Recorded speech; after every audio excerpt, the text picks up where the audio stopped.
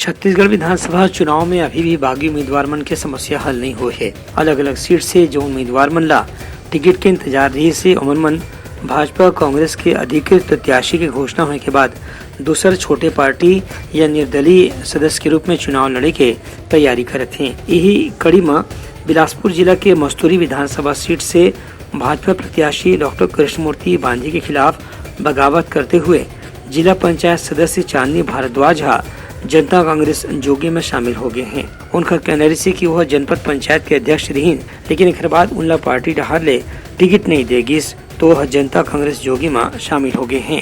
Party होने के नाते जोगी जी हमेशा क्षेत्र की बात करते थे, क्षेत्र के विकास की बात करते थे। उनसे सभी जनता प्रभावित थी।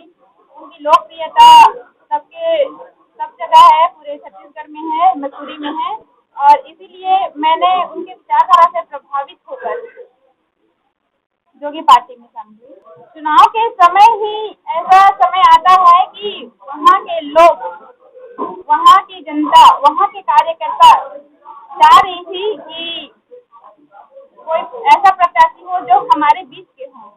उनका कहना है कि मस्तूरी क्षेत्र में वो लगातार पाछू 5 बछर ले काम करत हैं।